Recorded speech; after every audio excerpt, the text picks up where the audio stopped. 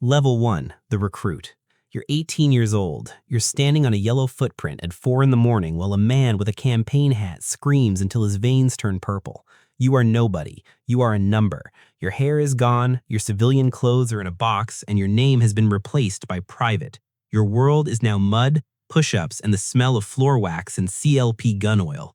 The first night you lie in your bunk and listen to 20 other boys cry for their mothers. You don't cry, not because you're strong, because you've already calculated that crying doesn't change anything. You're being tested for the crack in the wall. They want to see if you fold before they give you a $3,000 rifle. The drill sergeant doesn't hate you. He doesn't even see you. He's filtering, separating the ones who can be broken from the ones who can be built. You learn to move before you think. When the whistle blows, your body responds. When the order comes, you execute. No hesitation, no internal debate. You discover something about yourself in those weeks. You are very good at not thinking.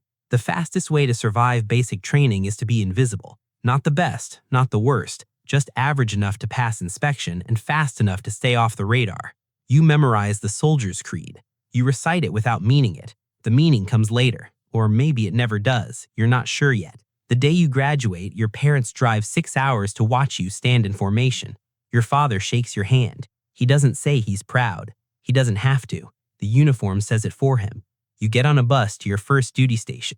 You don't know where you're going. You don't ask. Level 2, the grunt. You graduate basic training. You're at your first unit now. You thought you were a warrior. Today your job is area maintenance, which is a fancy word for picking up cigarette butts in the rain. You're an infantryman, or maybe you're a cavalry scout. The job title doesn't matter. What matters is that you haven't slept in 31 hours, not because you can't, but because there's no time. The gear is heavier than you remember. 60 pounds of body armor, helmet, weapon, ammunition, water, and the 100 small things that keep you alive. You've worn it so long it feels wrong without it. When you take it off at night, you feel naked, exposed. You're sitting in the back of a Humvee, breathing diesel fumes and dust. The road stretches ahead, flat and empty. You're supposed to be looking for IEDs. You're the cheap, disposable early warning system. The first vehicle in the convoy is the one that finds the bomb. You know this. You don't think about it. Your team leader is a sergeant with 3 deployments. He's quiet, doesn't talk about the last tour. You learn not to ask. You learn other things too. How to tell the difference between a trash pile and a command wire. How to read the faces of children on the roadside. How to know with absolute certainty that today is not the day you die. You don't know how you know. You just do. You write letters home. You don't tell them what you're doing. You tell them the food is bad. You tell them the heat is worse. You tell them you miss them. Every word is true. Every word is a lie. Level 3, the specialist. You find the loophole. You're a specialist now. Same pay as a corporal, none of the responsibility. You're a mechanic, or maybe you're a medic, or a communications technician. The infantry sergeant's world is mud and blood. Your world is a climate-controlled tent and a $2 million radar system that breaks when the sand gets in the wrong place. You learn that the smartest way up the ladder is often sideways. While the grunts are digging foxholes, you're drinking coffee and reading schematics. The sergeants hate you because you're shamming. They need you because you're the only one who knows how to make the coffee machine and the radio actually work. You tell yourself you're doing your part. The infantry fights, you support. It's a clean division of labor. You believe this for a while. Then a convoy rolls in, missing 2 vehicles. The mechanics in the motor pool pretend not to notice the empty spaces. You pretend too. You learn that pretending is a skill, just like any other. You re-enlist because the bonus is good and you don't have a better plan. The money hits your account. You buy a truck you don't need. You drink beer with the other specialists and talk about getting out. Nobody does. You start to notice the weight of the years. Not the gear, the years. Level 4, the team leader. The party is over. You have 3 chevrons on your arm. You're a sergeant now. You're responsible for 3 idiots who march, eat, and bleed with you. They're 19. They have no idea what they're doing. You remember being them. You remember the sergeant who taught you to check your own gear twice and your buddy's gear 3 times. You remember how he never raised his voice in the field. You don't carry just your own gear anymore. You carry their stress, their mistakes, their heartbreaks. You're the one who has to scream at them to hold the line when every instinct says run. In the field, you're the terror mechanism that keeps the squad moving forward. When the fire comes, your voice is the only thing between them and chaos. You learn that soldiers don't fight for the flag. They fight for the man next to them, and that man is you. You're the one who breaks up their fights, the one who makes sure they write their mothers so they stop crying at night, the one who notices when a kid stops eating, stops talking, stops being the same kid who showed up 6 months ago. You're no longer a soldier. You're a babysitter with a grenade launcher. One of your soldiers doesn't come back from patrol. You write the letter to his mother. You sit in the barracks alone and you write it. You use the official phrasing, tragic loss, deepest sympathies. His sacrifice will not be forgotten. You don't tell her that he was afraid, that he never should have been on that road, that the decision that put him there came from somewhere far above your pay grade. You learn something new about yourself. You can carry this weight. Not without feeling it, but you can carry it. Level 5, the Platoon Sergeant. You've been in for 12 years. You have scars, a bad back, and a coffee mug that hasn't been washed since the invasion. You're a Sergeant First Class now. You are the backbone. You don't kick indoors anymore. You manage the men who kick indoors. You are the insulation between the green second lieutenant who has a degree but no clue and the soldiers who actually do the work. Your job is to make the lieutenant look competent without letting him get anyone killed. It's a delicate balance. You've seen good lieutenants learn and bad lieutenants rotate out. The good ones listen. The bad ones don't last. You know which soldiers are earners and which are liabilities. The earners get the good assignments, the better gear, the first shot at promotion. The liabilities get extra duty until they either straighten out or leave. It's not favoritism, it's efficiency. You manage the logistics, the ammo, the water, the body bags. You keep the list in your head. You've learned to count things without writing them down. Some things you don't want on paper. When a problem comes up, you're the fixer who makes it disappear before the captain hears about it. A DUI in town, a fight at the bar, a soldier who came back from leave with something he shouldn't have. You handle it. You keep it quiet. You protect the unit, because the unit is the only thing that matters. You're at a promotion board when you realize you've been in the Army longer than some of the soldiers you're evaluating have been alive. You don't know how to feel about that, so you don't feel anything. You've gotten very good at that. Level 6, the First Sergeant. They call you top. You run the company. You are a god in a dusty ACU uniform. You don't carry a rifle much anymore. You carry a clipboard that decides who gets promoted and who gets extra duty. You are the incense master of the unit, the keeper of traditions and discipline. When you walk into a room, conversations stop. You don't need to shout to be heard. You whisper an order, and 3 days later, a mountain is moved. You are the father of the unit, but you're a hard father. You've buried enough soldiers to know that love is just making sure they're too well trained to die.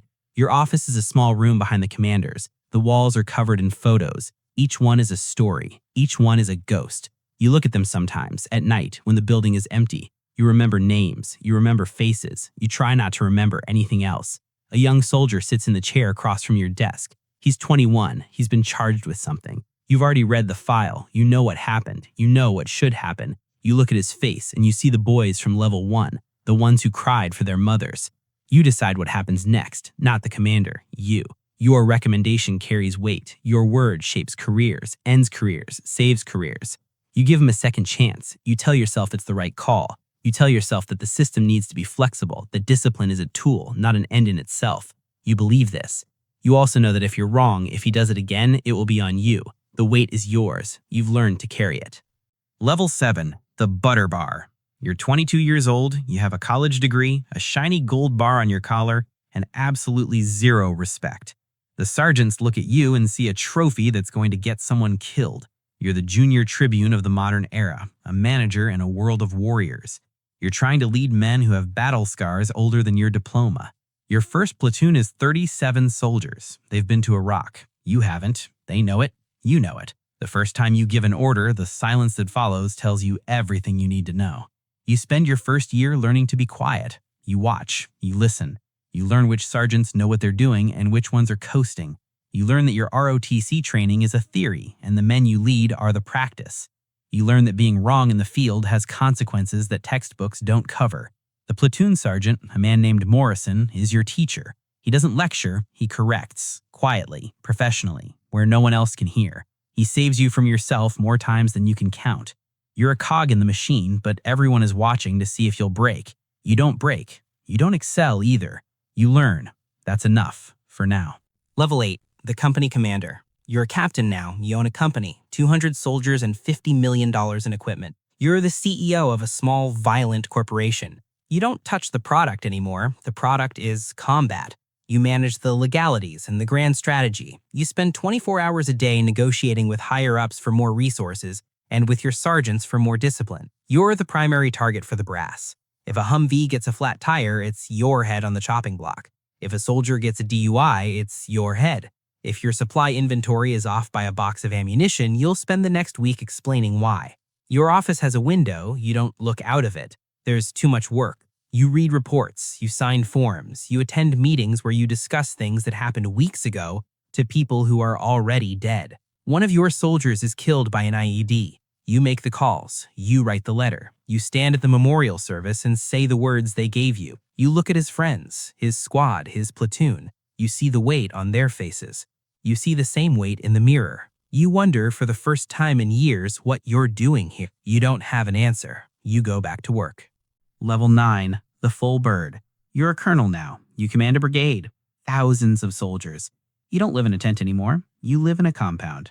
You're a global operator. You deal with kings and shoguns, ambassadors, regional governors, foreign generals. You aren't worried about one road, you're worried about territories. You are a predator in a suit, or rather in high-end tactical gear. You use alternative data, satellite feeds, SIGINT, drone footage. You count the enemy's trucks before they know you're there. You are the magician who brings the rain. Your days are briefings and phone calls and decisions that affect thousands of people you will never meet. You've stopped doing the math on how many. It's not helpful, it's not professional. You have a staff now, people who manage your calendar, your communications, your safety. You're never alone, you're never not being watched. You've learned to talk in half sentences, to imply rather than state, to leave no record of what you actually think. You attend a change of command ceremony for a unit you led 15 years ago. The young soldiers in formation weren't born when you enlisted. You watch them march and you don't see yourself in them. You see a different generation, a different army. You're not sure when you stopped being the young one. Level 10, the general. You made it. You are a ghost. You never touch a weapon now. You never see a drop of blood in person. You are the CEO of a multi-billion-dollar global enterprise that deals in secrets, violence, and political influence. You sit at the table with the commission, the joint chiefs, the president. Your life is pure legitimacy on the surface, but underneath, you're managing a war machine that never stops. You have total power, but you have no peace. You live in a golden cage, security details, encrypted phones, a schedule that doesn't belong to you. You haven't had a conversation that wasn't recorded in 10 years. You haven't been alone in longer. The drone feed flickers on your screen. A road, a village, a small figure moving between buildings.